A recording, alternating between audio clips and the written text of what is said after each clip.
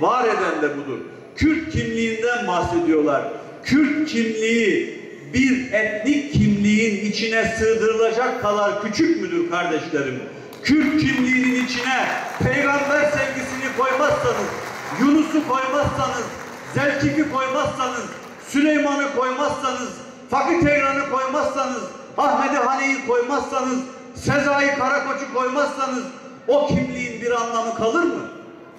Ve bugün Kürt kimliğini Marksist-Leninist bir düşünceye hapsetmeye, etnik bir yapının içine hapsetmeye çalışanlar sanıyorlar mı ki o Kürt kimliği, kadim kimlik, hikayesi, tarihi, coğrafyası, kültürü olan o kimlik, bu hüdayi nabit, nereden çıktığı belli olmayan bu anlayışa yenik mi düşecektir?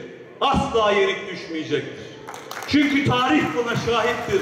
Bu tarihin akışına aykırıdır. O yüzden şundan emin olun. Kalbinizde asla korkuya yer olmasın, kaygıya yer olmasın. Az önce burada sadece savaşarak, şiddet sarmalında kalarak çözüm bulacağını zanneden bir akıl vardı. O yüzden korku vardı, kaygı vardı. Ama bugün artık umut var. Bugün hayal var. Bugün heyecan var. Niye biliyor musunuz?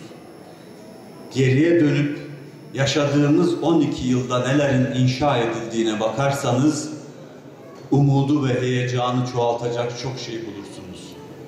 Ben Diyarbakır'a çok geldim gittim. Hatta 2009'da burada bir seçim kampanyasında bulundum. 2010'da buradaydım. 2011'de burada temayül yoklamalarını yaptım. Ve o süreci çok iyi biliyorum. Arkadaşlarımızla konuştuğumuzda hep devletten şikayet ederlerdi. Devletin baskısından, devletin anlayışsızlığından bahsederlerdi ve haklıydılar. Ama şimdi artık